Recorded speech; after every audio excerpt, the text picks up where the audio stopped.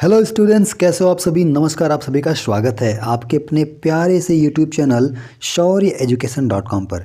प्यारे दोस्तों, आज हम लोग उत्तर प्रदेश पुलिस के हिंदी का प्रैक्टिस संख्या 6 लाया हूं, जो आपको स्क्रीन पर दिख रहा है। ठीक है, इसको आज पूरा करने वाले हैं और आप लोगों से क्षमा चाहता हूं क्योंकि मैं 2 दिन आपको प्रैक्टिस शीट नहीं दे पाया। ठीक है, क्योंकि मुझे कुछ काम था जिसकी वजह से मुझे बाहर जाना पड़ा। तो कोई बात नहीं, आज मैं फिर से आपके साथ हाजिर हूँ प्रैक्टिस संख्या 6 के साथ। तो चलो क्लास को शुरू करके, लेकिन उसके पहले अगर आप चैनल पर नए हो तो चैनल को सब्सक्राइब जरूर कर लेना। ठीक है, तो आप सभी इसे देख रहे हो। पहला प्रश्न आपके सामने दे रहा है और कह रहा है कि वह टूटी सी छानी हती कह कंचन के अवधाम सुहावत में कौन सा अलंकार है। तो सबसे पहले तो ये जान लेते हैं कि ये पंक्ति का अर्थ क्या है ना। इस पंक्ति का जो लिखा है लाइन यहाँ पे, इसका अर्थ क्या है। इसका अर्थ ये है कि इसमें श्री कृष्ण जब अपने मित्र सुदामा के घर को बना देते हैं और सुदामा जब अपने मित्र के यहाँ से वापस घर की तरफ जाते हैं तो वो देखते हैं तो आश्चर्यचकित हो जाते हैं और सोचते हैं या कहते हैं कि के वह टूटी सी छानी हती, कहाँ मेरा एक टूटा सा जो घर था, अब का कंचन के अवधाम स्वावत, अब कहाँ ये कंचन, कंचन मतलब समझते हैं ना सोना, अब कहाँ का कंचन के धाम सुहावत, ये इस तरीके से वाक्य है। तो इसमें सभी जानते हैं इसका जो राइट आंसर उपमा अलंकार है। क्यों इसमें उपमा दिया जा, उपमा मतलब क्या नाम है, उपमा दिया जा रहा है एक दूसरे का। ठीक है, तो इसलिए यहाँ पे उपमा अलंकार कहलाएगा। दूसरा क्वेश्चन है, हल्दी का तत्सम शब्द क्या है। आप सभी जानते हो हल्दी का जो तत्सम है वो होता है हरिद्रा, तो ऑप्शन बी करेक्ट आंसर है। प्रश्न संख्या 3 कह रहा है कि राम हंसता है, इस वाक्य में क्रिया का कौन सा प्रकार है। तो देखो यहाँ पे हमको थोड़ा सा भी नहीं बताया राम क्यों हंसता है, बस ये कह रहा है कि राम हंसता है। और अगर कह देता राम आम के लिए हंसता है, राम घर के लिए हंसता है, किसी अन्य चीज़ के लिए, तो सीधा सीधा हम कह देते सकर्मक। पर यहाँ पे कुछ नहीं कह रहा, इसलिए मैं बोलूँगा ये क्या है, अकर्मक क्रिया है। इसका राइट आंसर सी हो जाएगा। ठीक है, बढ़ते हैं अगले प्रश्न की ओर। अगला प्रश्न आपके स्क्रीन पर और कह रहा है, पुरुषवाचक सर्वनाम के कितने भेद होते हैं। तो आप सभी जानते हो पुरुषवाचक सर्वनाम के 3 भेद होते हैं। कितने भेद होते हैं, 3 भेद होते हैं। तो ऑप्शन ए हो जाएगा करेक्ट। सर 3 भेद कौन कौन से होते हैं, हमें ये भी बता दीजिए। बिल्कुल बताऊंगा। पहला आपका होता है उत्तम पुरुष, मध्यम पुरुष और अन्य पुरुष। तो इस प्रकार से पुरुषवाचक सर्वनाम के 3 प्रकार होते हैं। विशेषण के मुख्यतः कितने भेद होते हैं, बहुत बढ़िया क्वेश्चन पूछ रहा है। आप सभी जानते हैं विशेषण के मुख्यतः 4 प्रकार होते हैं। कितने प्रकार होते हैं, 4। अच्छा सर वो कौन कौन से होते हैं, तो समझ लो।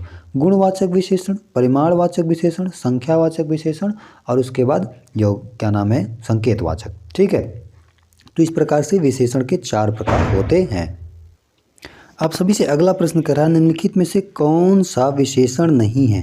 मतलब इनमें से शब्द आपको पहचानना है जो विशेषण नहीं है। तो पथरीला, भाई पत्थर से बना है पथरीला, तो ऑप्शन ए हमारा विशेषण है।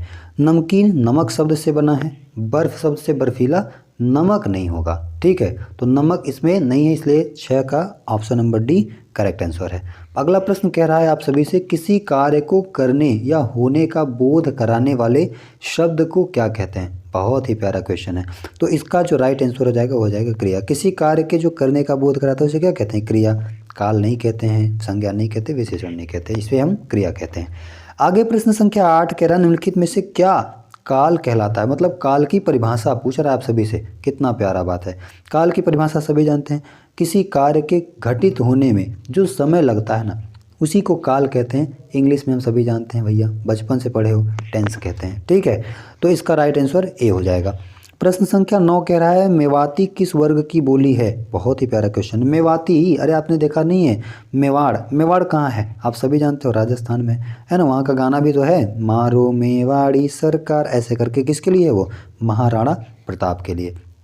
तो इसका राइट आंसर बी हो जाएगा। ठीक है, बिहारी नहीं है, पहाड़ी नहीं है, पश्चिमी हिंदी नहीं है। अच्छा, कभी अगर दोबारा से आपसे पूछे कि राजस्थानी में ये जो मेवाती है किस क्षेत्र की है, तो ये भी आपको बताना पड़ेगा। तो आप बता देना पश्चिमी राजस्थानी की, सॉरी उत्तरी पूर्वी राजस्थानी की। किसकी, उत्तरी पूर्वी, नॉर्थ और ईस्ट यानी राजस्थानी की ये भाषा है। ठीक है, इसे भी आप याद रखना। अगला प्रश्न आप सभी से कह रहा है, विशेषण किस शब्द की विशेषता बताता है। अरे यार ये तो बहुत नॉर्मल सा क्वेश्चन पूछ लिया आपसे।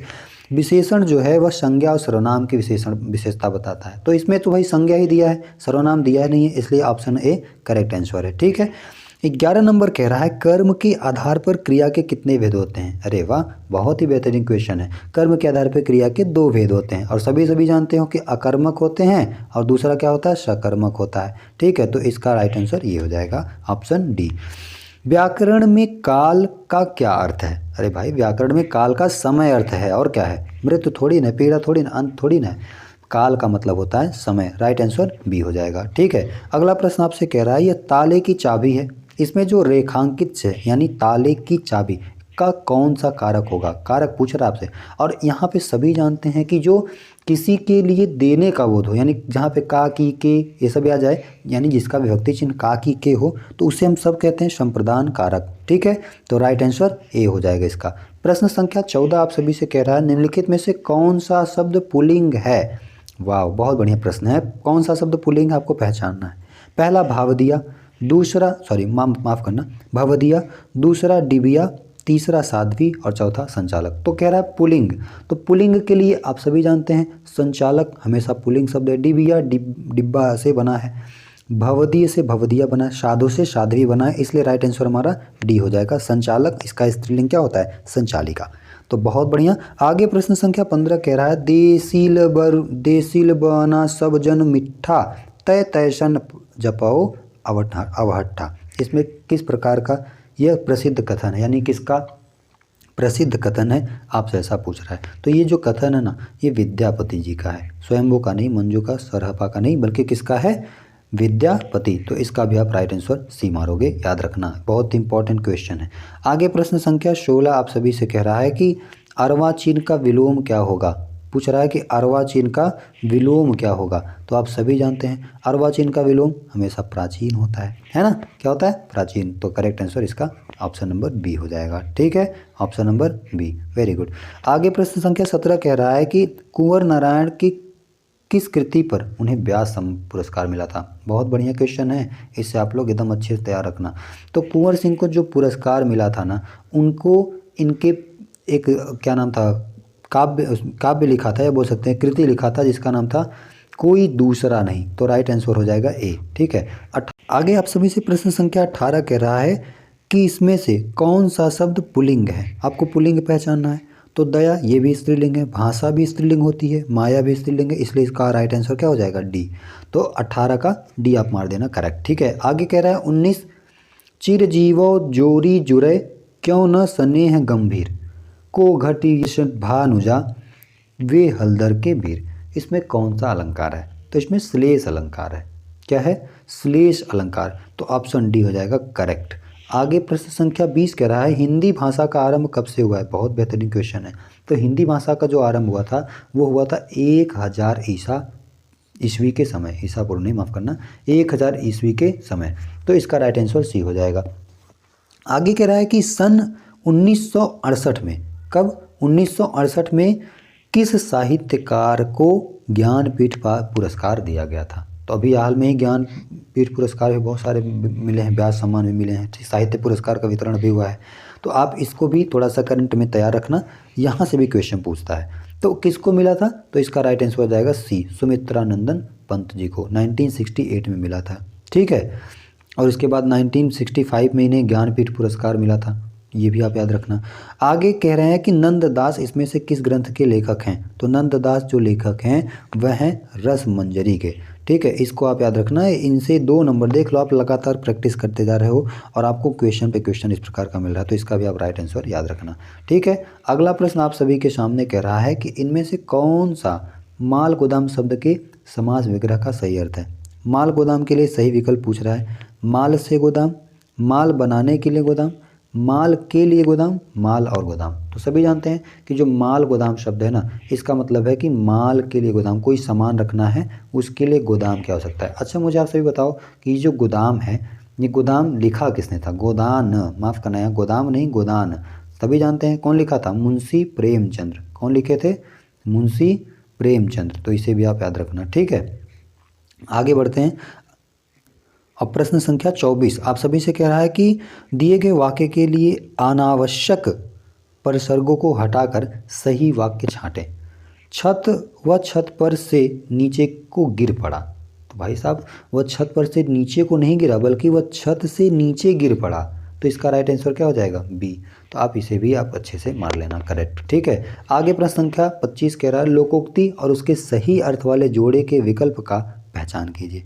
सूची 1 दिया, सूची 2 दिया है। बहुत ही मस्त क्वेश्चन है, इस पे थोड़ा सा आपका 1 मिनट लूँगा ज़्यादा। कह रहा है पंचों का कहा सिर माथे। इसके बाद दूसरा हमारी बिल्ली हमी से म्याऊं। सहज पके तो मीठा होए, मीठी ताहे विसारी दे आगे की सुधि ले। अब इसमें आपको मिलान कराना है। क्या कराना है? मिलान कराना है। तो इसका जो राइट आंसर है वह है डी। कैसे समझना, जो पहला है ना, जो पहला है वो पहले से ही मेल खाएगा। ठीक है, बी वाला चौथे से, हमारी बिल्ली हमी से म्याऊं यानी सहायता करने पर रौब जब दिखाते हैं। कई लोग होते हैं ना ऐसे जो किस मदद कर दो तो वो दूसरे पर मतलब मदद करने के बाद रौब दिखाने लग जाते हैं। इसके बाद हमारा जो सी नंबर है सहज के पक्के सो मीठे होए। तो सी हमारा तीसरे से मैच कर रहा है यानी सहज पर ही काम पूरा हो, समय पर ही पूरा काम होता है, जब समय आएगा तब काम पूरा होगा। और हमारा जो डी है वो दूसरे से मैच कर रहा है। तो इसका राइट आंसर क्या हो जाएगा? डी। Very good. 25 के बाद क्वेश्चन नंबर 26 कह रहा है इनमें से कौन सा शब्द पुल्लिंग है? आगामी, अगमी, आगमी, आगामी। तो आप सभी जानते हैं शब्द। पहले तो यहाँ वर्तनी के हिसाब से देखो, वर्तनी में आपका ऑप्शन ए सही है और जब वर्तनी में सही है तो इस सबसे ज़्यादा शुद्ध यही होगा। ठीक है, आगे कह रहा है कि शिष्ट का विलोम क्या होगा? 27 नंबर आप सभी से कह रहा है शिष्ट का विलोम पहचानो। तो शिष्ट का विलोम अशिष्ट होता है। क्या होता है? अशिष्ट। विशिष्ट नहीं, निष्कृष्ट भी नहीं होगा, अवशिष्ट भी नहीं होगा। राइट आंसर बी हो जाएगा। प्रश्न संख्या 28 आप सभी से कह रहा है अग्नि का विशेषण कौन सा होगा? अरे वाह, अग्नि का विशेषण आग्नेय होता है। क्या होता है? आग्नेय। आप इसको परीक्षा में हो सकता है आप दर्शन कर पाओ इस क्वेश्चन का। ठीक है, तो इसको राइट आंसर एकदम याद रखना। अग्नि का विशेषण आग्नेय। आग नहीं, आग, हुतासन, अग्नि। ये तो पहली बात तो आपका जो ये ऑप्शन सी है ये गलत है यानी वर्तनी के दृष्टि से। बाकी आग, हुतासन ये अग्नि के पर्यायवाची हैं और इसमें हमसे पूछा क्या विशेषण, तो विशेषण आग्नेय हो जाएगा। आगे प्रश्न संख्या 26 के बाद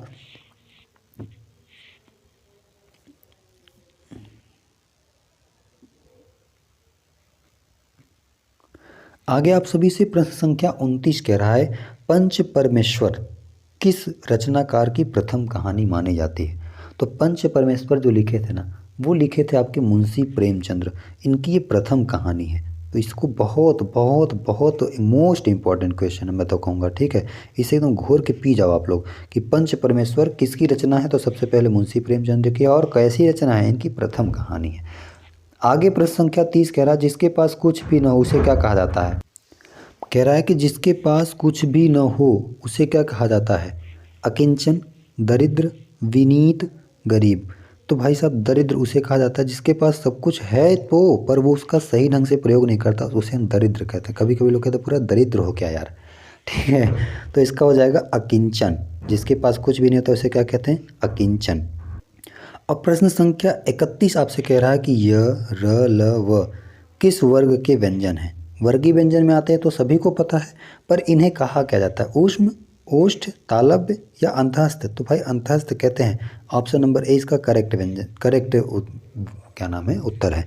आगे प्रश्न संख्या 32 और आज का अंतिम प्रश्न है। कह रहा है कि इनमें से कौन सा शब्द क्रिया विशेषण है?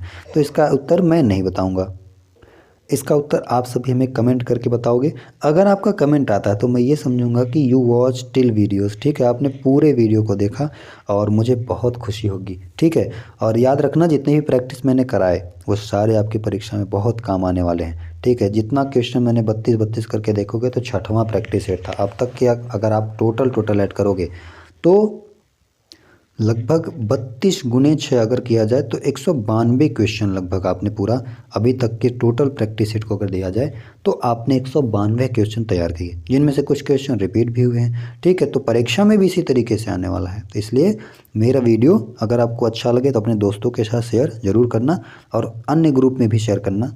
कई व्हाट्सएप ग्रुप होते हैं, कई टेलीग्राम ग्रुप हैं, आप जहाँ शेयर कर सकते हो और थोड़ी सी मदद करो हमारे भी, हम भी थोड़ा सा प्रोग्रेस करना चाहते हैं दोस्तों। तो मिलते हैं अगले वीडियो में, तब तक के लिए जय श्री राधे।